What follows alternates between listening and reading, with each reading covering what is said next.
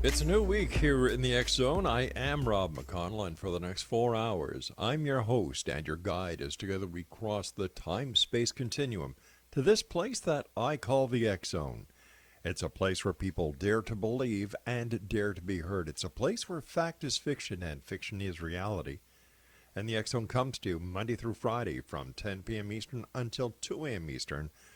Oh my gosh, all over the world on the Talkstar Radio Network, Mutual Broadcast Network, iHeartRadio, Xena Media, Simul Radio, and Simul TV at www.simultv.com, and the X Zone TV channel is Channel 21.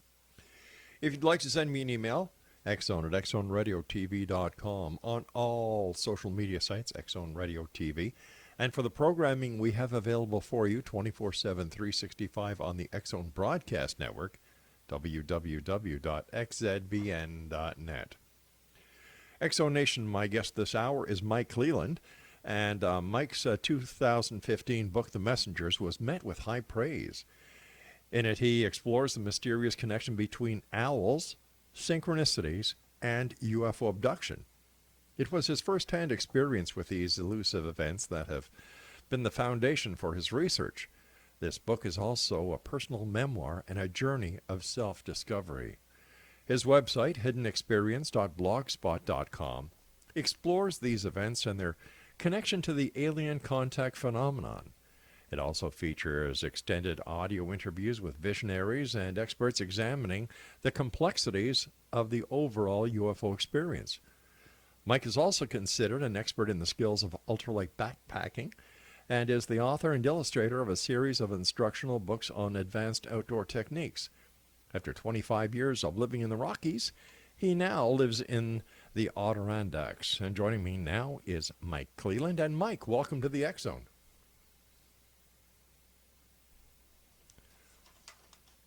Mike, Thank you so much. I'm right here. Oh, Sorry you about that. You know what I did is I put myself on mute just so you would have nice, perfect silence and you wouldn't hear me breathing or my chair squeaking in the background. Oh, sure. So that's it. Spoil all the I'm fun delighted for to us. be here. So hope I didn't make you panic there. No. I'm kind of used to these things after 29 years of doing the show, but it's always great to have a guest come on and say, I'm here. First of all, welcome to the X Zone. Great talking to you. And what part of the Adirondacks do you live in? Right near Lake Placid, so I'm very close to the Canadian border. So beautiful place. Beautiful the closest big city is Montreal. Yeah. Yeah. I grew up on the south shore of Montreal. About it was about a 45-minute drive to the border at Plattsburgh, Rouse's Point.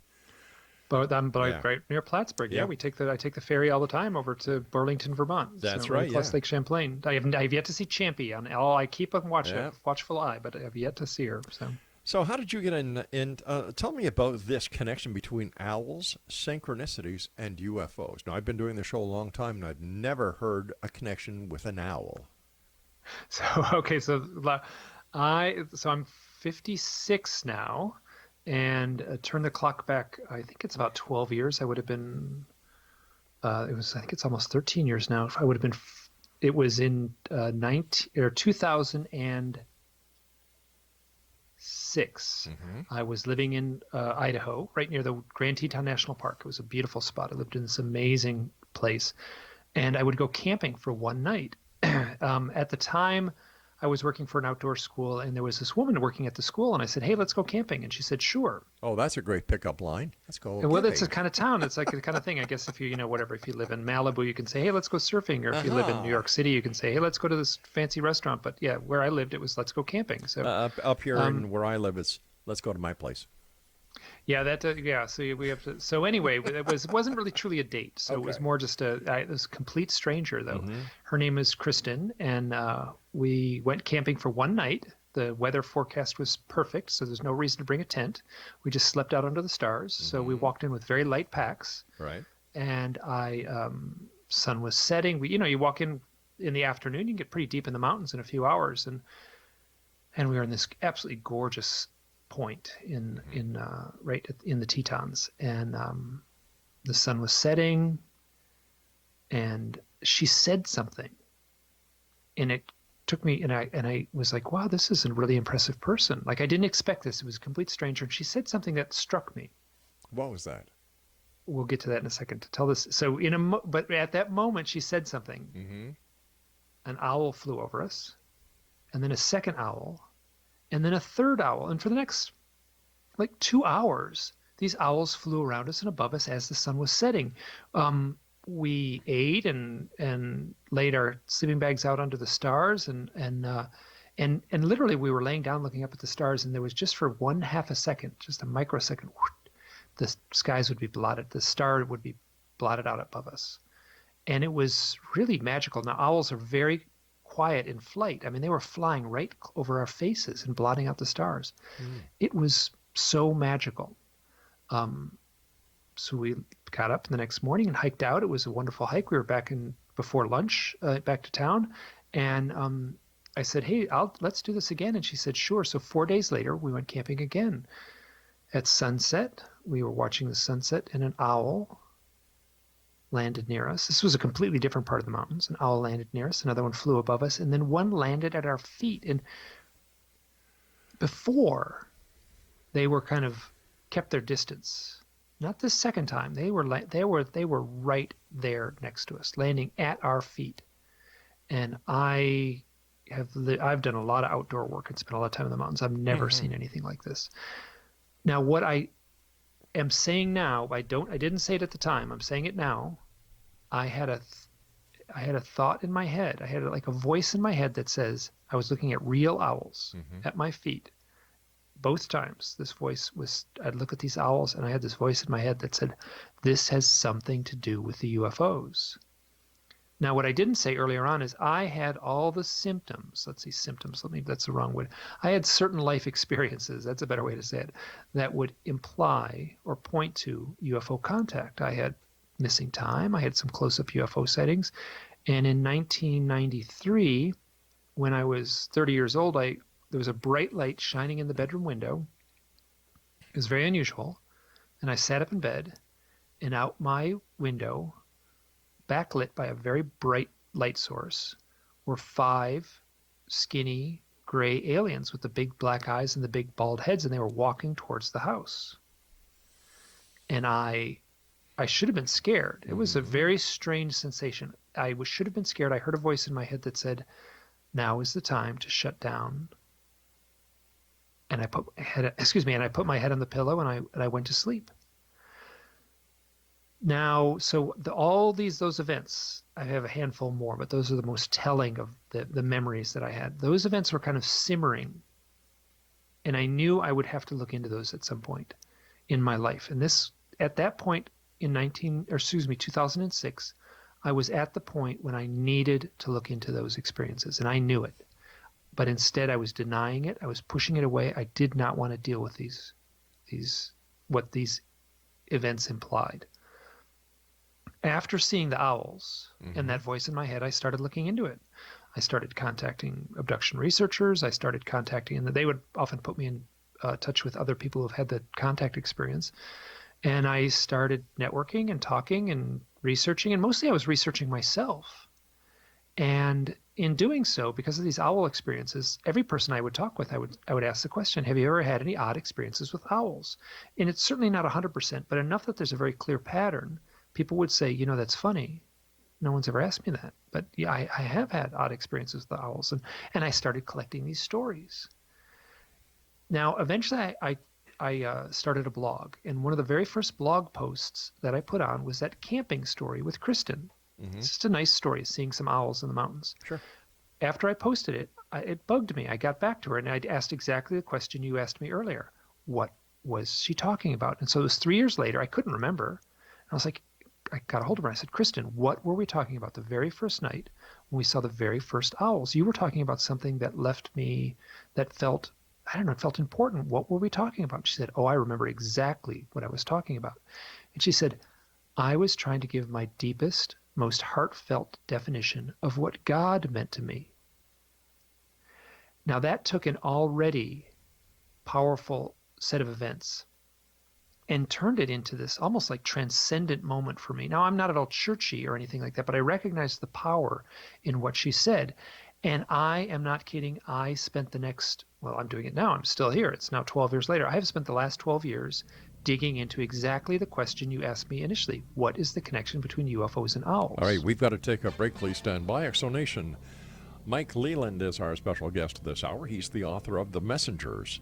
And if you'd like more information about Mike, his website is hiddenexperience.blogspot.com. And Mike and I will be back after this short break as we continue here in the X Zone with yours truly, Rob McConnell, from our broadcast center and studios in Hamilton, Ontario, Canada. Don't go away.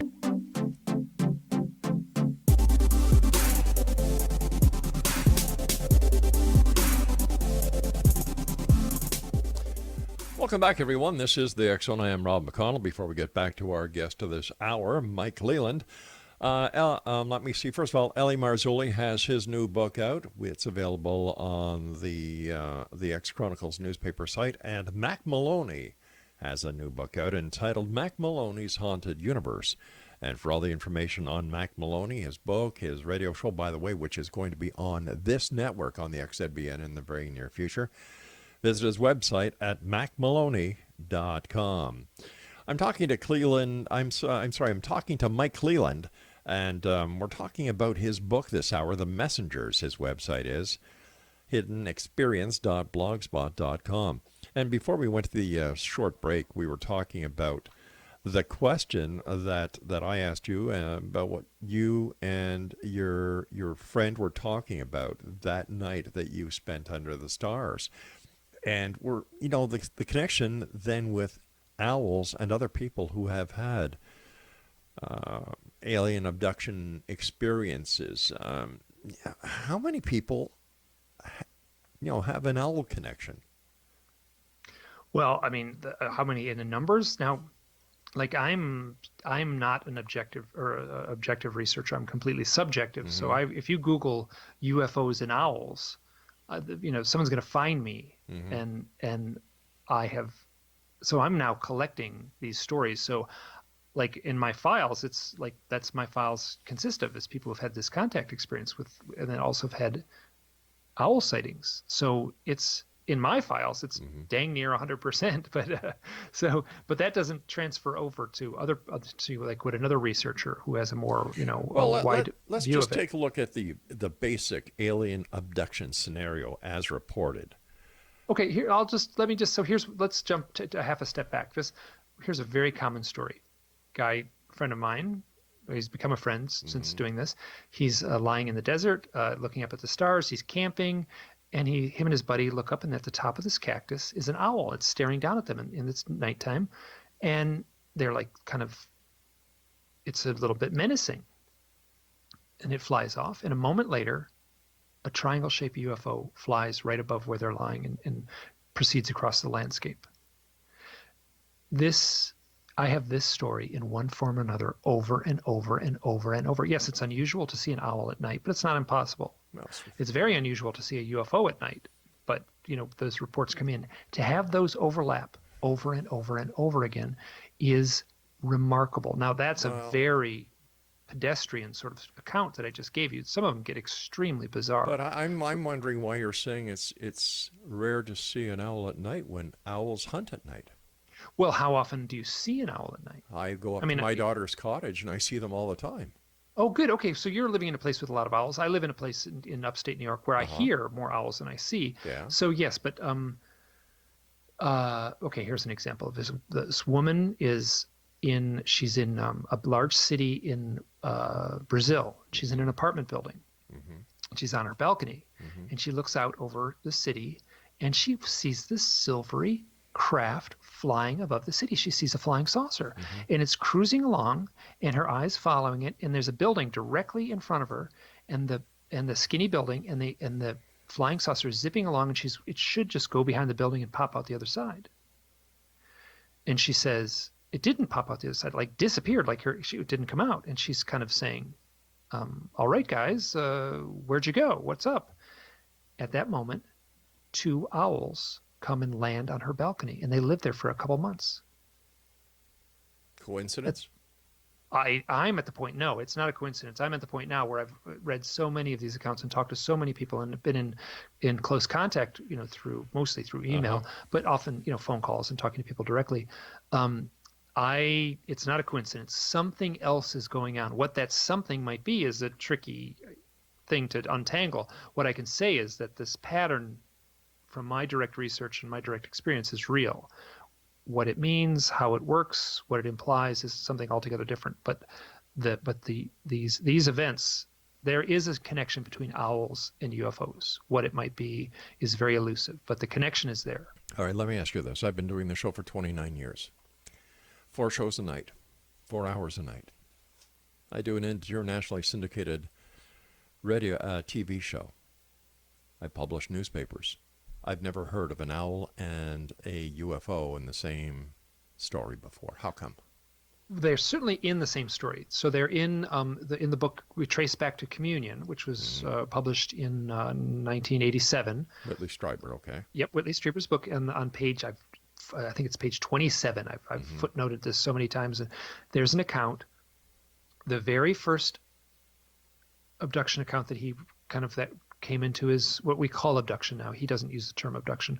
What we popularly call abduction. He wakes up the next morning, had this bizarre experience. He has a memory of an owl on his windowsill.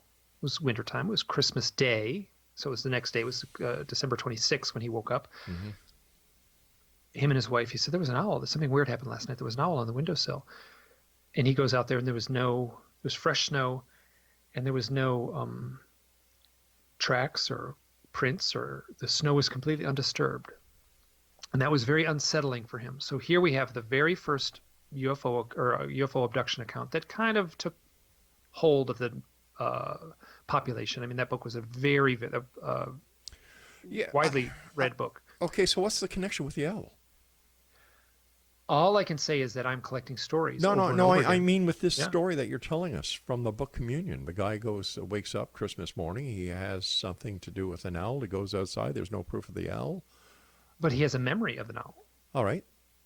Dream. So who knows? Now, yes, but why would he? So you talked to. I spoke with Bud Hopkins about this before he died. I've spoken with many UFO abduction researchers. This is.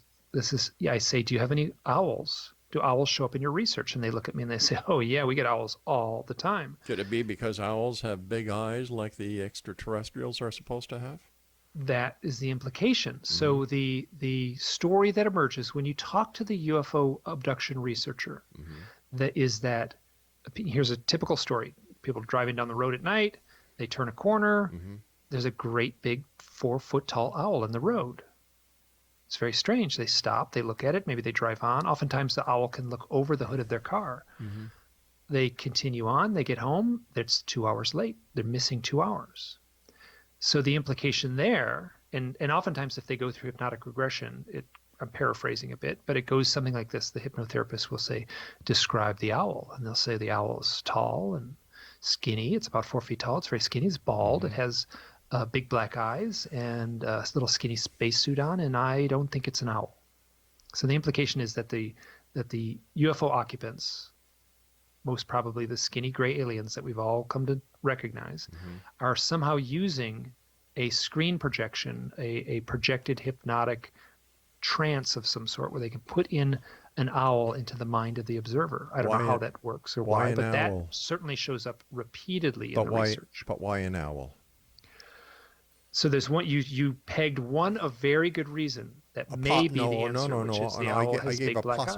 I gave a possibility. I didn't give a reason. Yes, you gave a possibility. Yes. One of the possibilities is that the UFO occupants are choosing that simply because they look like an owl. At the same time, deer show up in somewhat equal numbers in the screen memory aspect. Deer and owls are at the top of the list, and then there's a long list of other things after that show up as screen memories, but mostly it's deer and owls at the top of the list. You know, regression hypnosis has been not proven to be accurate or correct. I agree. It's messy. It's a matter of interpretation. So how can we take anything that anyone says who has gone with regression hypnosis? Even Bud Hopkins' wife said that it was all a bunch of bunk. Yes, and that, but at the same, so I'm sort of in the middle ground, right? So yes, you can be very cautious. I think it's a tool that can be used appropriately, And at the same time, so the Bud Hopkins, there's an illusion, I think, that Bud Hopkins, 100% of his research was based on hypnotic regression. That's simply not true. Well, a lot of people have completely conscious memory of these experiences. And so I agree that the hypnosis is a messy business in the sense that it's easy to debunk. You're dealing with the subconscious. Nobody actually has a good working definition of what hypnosis actually is. I feel certain that people could be led astray under hypnosis, and perhaps the skill of the hypnotherapist improves that somewhat. But again, we're dealing with the subconscious. I don't know how that works. But so here's another story. This is back to the screen memory aspect. This is remembered entirely consciously. This woman was 19 years old at the time. She's now an adult. She was working at a girls' camp in the Cascades, North Cascades in Washington State, I think. And she was walking between two buildings. And there was kind of a path that went through the woods between these two buildings. She could hear the girls playing in the background, and she knew she had had contact experiences. All right, but we're going to take a break here. We're going to take a break because Okay, I great. do have to take my news. And when we come back, let's continue the story. Exonation, our guest this hour is Mike Clelland. And if you'd like to find out more about Mike, if you'd like to visit his website, it's hiddenexperience.blogspot.com. And we'll be back on the other side of the news as we continue here in the X Zone from our broadcast center and studios in Hamilton, Ontario, Canada. Don't forget you can get your complimentary copy of the X Chronicles newspaper every day of the week, month, year, whenever you want, however you want, simply by going to xchroniclesnewspaper.com. I'll be back on the other side of this news break. Don't go away.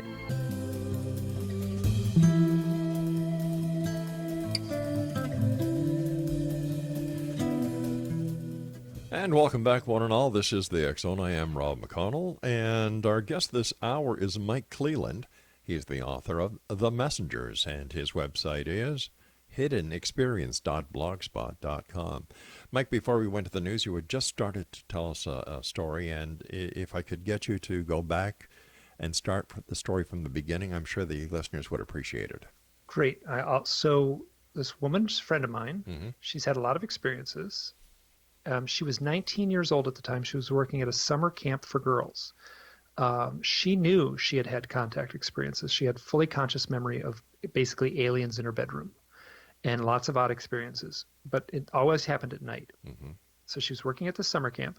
She was walking between two buildings, a little path between the buildings. So she wasn't like way off in the woods alone.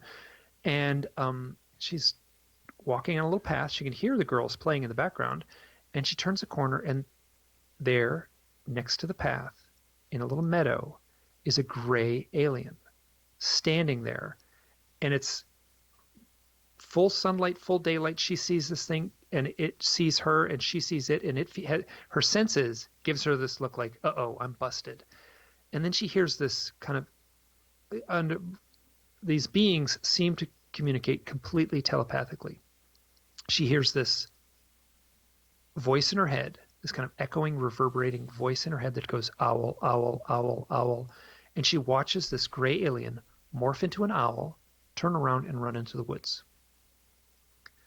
So here's something there's no hypnosis here, and full daylight, and that I have that story a few times. Not so much with owls, but with other deer, certainly. So the implication is that there's this, somehow she was, I don't understand what may have happened, but the owl itself, the alien itself chose to camouflage itself as an owl, but there was some mistake. It was sloppy somehow. Go on. I was just going to ask you, you said the owl ran into the woods. Why wouldn't it have flown? Because it certainly didn't seem to be an owl. It certainly seemed to be a gray alien that was somehow masquerading as an owl.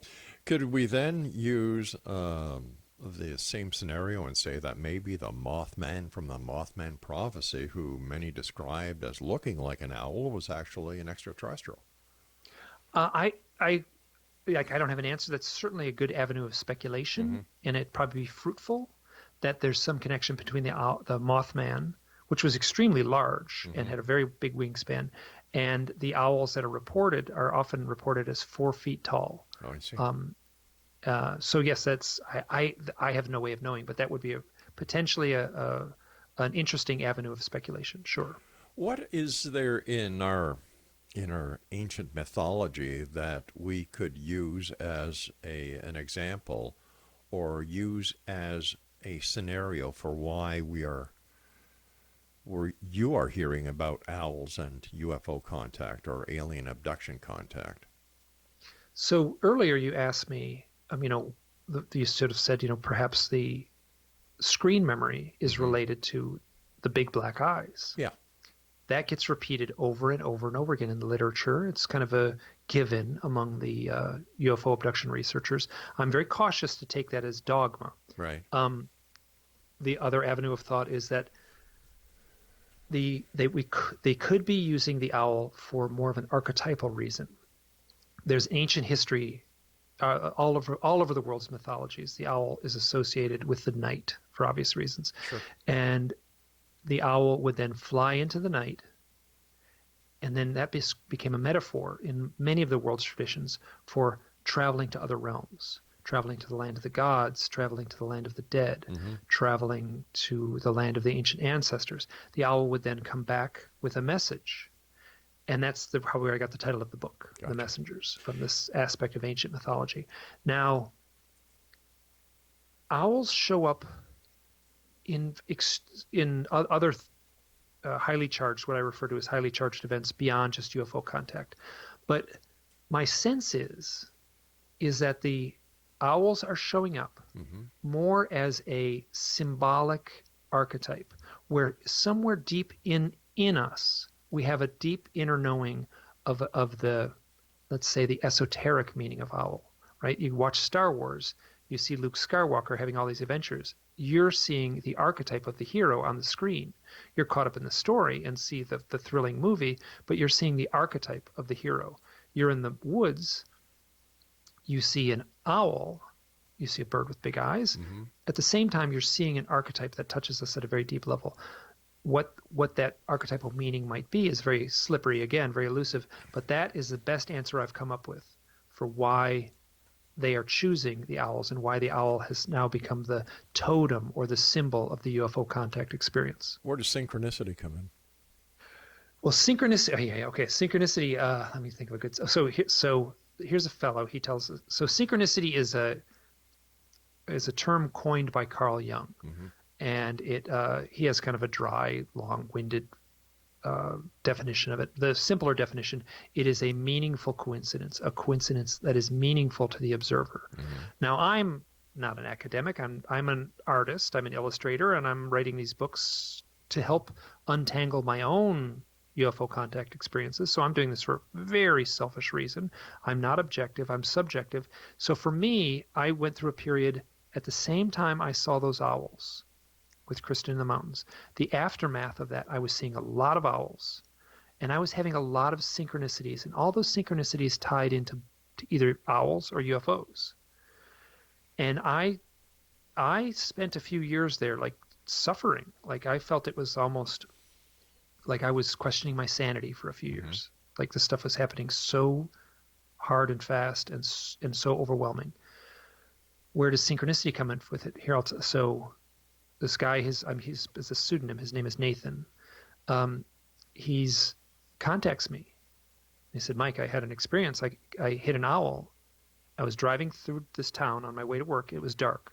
This is in Oregon. He's driving through the town, and an owl hit his windshield. Bam, he killed it. And he said, you know what? 2 years ago, I hit an owl in the same town before dawn. It was at the same time of year. Now, he went through and I looked at my email. He sent me an email 2 years earlier. I have it dated. Everything's there. He hit and killed an owl in this town before dawn. It was February. It was early February. I don't have the dates in front of me, but early February 2015 and 2017, 2 years apart. So here's a man who has had what I consider UFO contact experiences. And he's also seen a remarkable number of owls, including the 4 foot tall kind. Oh, right. No, I'm sorry to cut you off here, but How did you jump to the conclusion that he had had UFO experiences based on him just seeing owls? Oh no, I've had long conversations with Oh, him, you didn't and mention we've that. we've had lots of talks about him and his experiences. Yeah. Well, what kind of So experiences did he have? seeing UFOs, Mm. missing time, bloody noses, very strange synchronicities, orchestrated relationships, the kind of things that show up in uh, the lore of the UFO experiencer. So here, let me jump back. So two Okay. experiences, and this is the definition of synchronicity. It is powerful to the observer.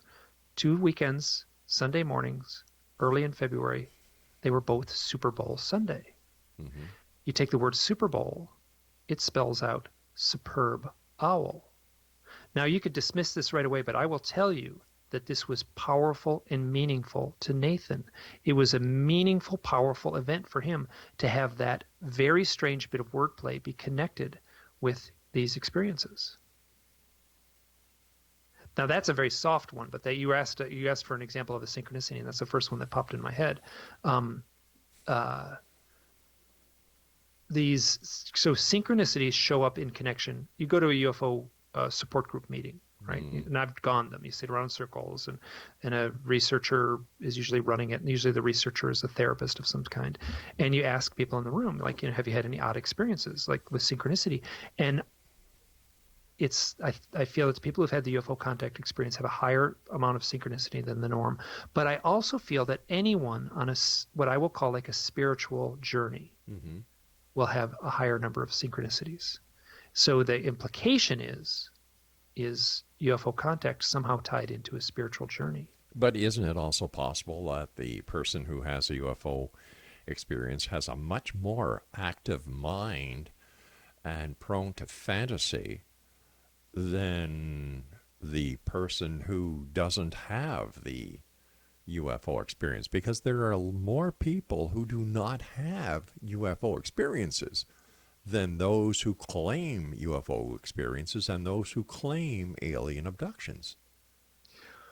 Okay, I mean, I've talked to enough people who have seen close-up craft that they're telling very similar stories with very similar. I've been doing full-time UFO research for a decade now, and or nearly full-time. All right, we've got to take our final break, so let's Sure. just hold it here. X Zone Nation, our guest this hour is Mike Clelland, and if you'd like to find out more about Mike, his website is hiddenexperience.blogspot.com. And Mike and I will be back on the other side of this break as we wrap up this hour here in the X Zone from our broadcast center and studios in Hamilton, Ontario, Canada. Now, we will be moving our entire TV and broadcast facilities to Hawaii over the next couple of months. So all I want to say is that we've enjoyed being here in Hamilton since the last 29 years, Craig. But, it's time where we start enjoying life. My wife and I, the children have left home. No, they've never been abducted by aliens. There were times when I wish they would be. But we're going to be moving everything to Hawaii, to the beautiful island of Maui. And as we get closer to the moving dates, we'll be telling each and every one of you how, who, what, when, where, why. But we'll still be here every night. Don't go away.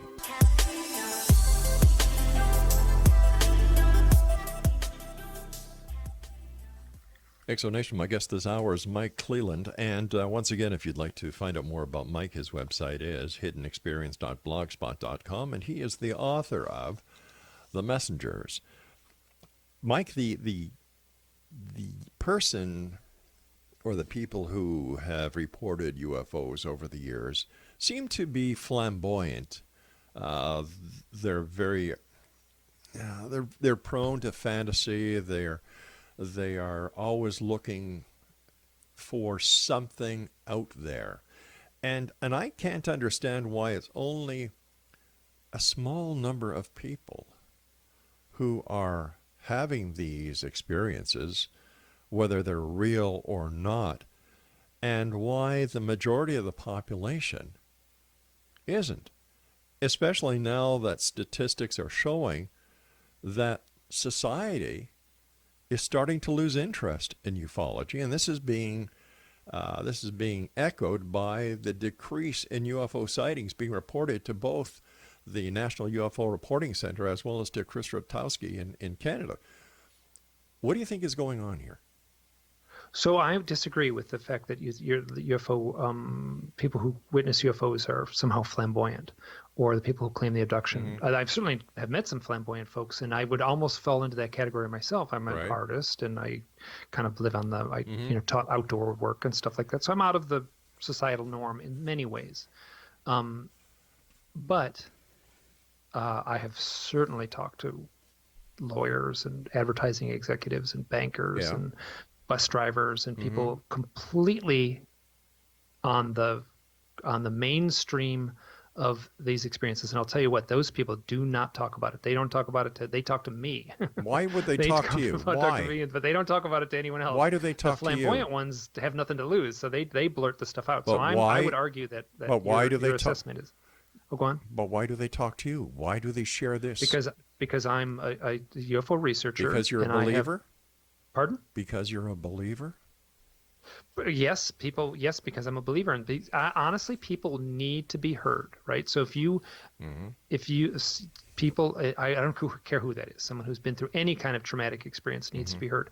They can go to a therapist and tell their story. Now, I've tried to go to a therapist and tell about my stories, and the therapist was not receptive to it. Let me tell you, I've talked to other people who are receptive, and it is a very powerful emotional thing to be in contact with someone where you can share these experiences. But how come with all these experiences, there's never any physical evidence?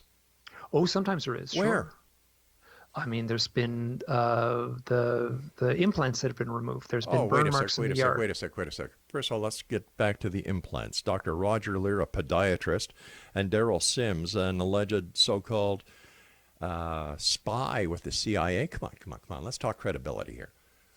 I don't have any issues with Roger Lear being a podiatrist.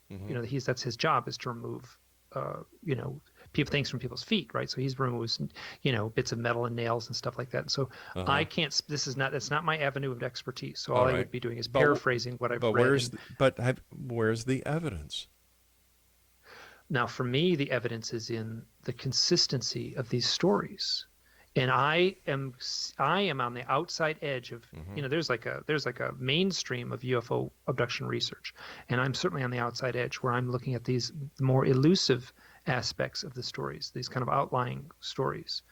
And I'm not saying that the source of this is aliens from another planet. Okay. I'm saying that people are having real experiences. I don't know the source of these experiences. All I can say is these experiences are playing out in two ways. Let's say they're playing out in metaphoric ways, in kind of I don't want to use the term dreamlike because that implies something else, but these events are showing up symbolically, and then at the same time these events are showing up as something very real. People are, have had missing time. People have had close-up UFO sightings.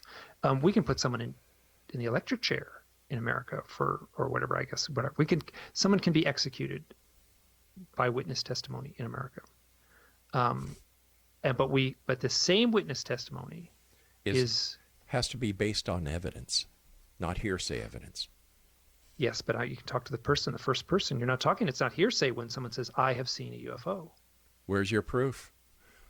I don't have any. I mean, where's my proof? So I have had several sightings with other people. So I've had sightings with other people. Have you taken any photos? I have not ever taken any photos of what I would consider a UFO. No. Why not? This is with an era of cameras and stuff like that. I mean, I was 12-year-old boy when I had a joint sighting with a friend. I see. Nothing recent. Nothing recent that involved a camera. All right. Yeah. This is, when you look at the UFO phenomenon from the outside, my background as a police investigator, criminal investigator. I deal in proof. I deal in facts. I deal with evidence. I have not, to this day, seen any evidence that would substantiate any claim of a UFO from outer space. And I'm not saying there's UFOs from outer space. I'm saying that there's unidentified flying objects that that people are witnessing and documenting in the sense that they're contacting me and telling me their stories, and I'm documenting their stories. So yes, I get exactly what you're saying. I am not a police investigator. So what are they seeing, and what are they reporting? I feel like I am playing the role of folklorist, right? So we have an emerging folklore, and I feel this folklore should be documented. I don't know. I cannot vouch for the veracity of anyone's experiences except my own. So do you believe everyone who contacts you and tells you that they've seen a UFO or they've been abducted by an extraterrestrial?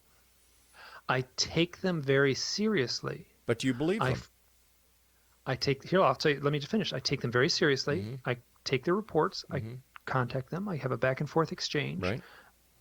And then I look for similarities in other stories. Some people tell me some weird stuff. And yes, sometimes I'm very skeptical. If I see a pattern, you take one file and it sits there alone and it's a one-off. Right. There's not much I can do with that, right? So once I start to see a pattern, then I take it seriously. Now, once again, I am not a police investigator. I am an artist, right? And I am dealing with what I consider an emerging folklore, an emerging modern mythology is taking place right now. But you also said that you're a researcher, that you've spent the past decade researching this. I have been immersed in it, yes. If you want to paint a picture of me as being obsessed creating this Wait a stuff, sec, hold on here. As a researcher, do you not vet the information that is coming to you? Do you not vet the person who is telling you this information in order to see if the person, is there anything in his background that may shed light on what is being seen, heard, or reported? Or do you just take everything that he says and say, okay, fine, that's your story, I'm going to publish it? So yes, you've asked a very good question. I am one person. If you wanted to give me $1 million and I could have a staff of people to vet these folks, that would be wonderful. Presently, I'm getting many what I consider let's say intriguing reports, right? So I can't say whether they're credible or not. I'm getting several intriguing reports a day. Okay, you multiply that by a year, that's over 1,000 reports a year. I am like the smallest little researcher on the outskirts of this stuff. Okay, but do all these reports have owls included in them? Most of the ones I'm receiving do, yes. So, yeah. So how many reports would you say in the year 2017 you received in total, and what percentage in that total would have an association or a synchronistic account with an owl? Okay, so I'm just doing this off the top of my head. Sure, I appreciate that, yeah. Close to 1,000. And of that, 80% would have an owl. Or if you wanted an owl or synchronicity, it would be near 100%. So yes, so here I am at the receiving end of what I am considering a new, modern. The way I frame it is folklore, right? So I can't frame it scientifically. I'm not a scientist. I'm not an investigator in the strict dogmatic way that your police experience would want to define an investigator as. Sure. I am simply archiving these stories, sharing them, and telling the stories as best I can. So if someone says to me, like, listen, someone contacted me and said, I had an owl outside my window. It shot a blue beam, a blue laser beam came from the stars, hit the owl, and that blue beam hit me while I was lying in bed. Now, I have a couple stories like this, so that's not a one-off. All I can do is say, I heard this story. I'll report it. I don't want to dwell on it, right? So it'll take, in a book, it takes a few paragraphs, and I'll compare it to the other stories like that. Yes, I recognize this is, and I've talked to the person on the phone, the person seems credible. It is a credible person telling an incredible story. All right, Mike, I want to thank you so much for joining us. We have to say so long for tonight, but X Zone Nation, you heard it here first on the X Zone. Owls and UFOs. Oh, I get it. That's because owls give a hoot. I don't know. The story seems like it's for the birds, if you ask me. And that's Craig's way of telling me that he agrees with me. All right, X Zone Nation, I'll be back on the other side of this break as we continue here in the X Zone from our broadcast center in Hamilton, Ontario, Canada.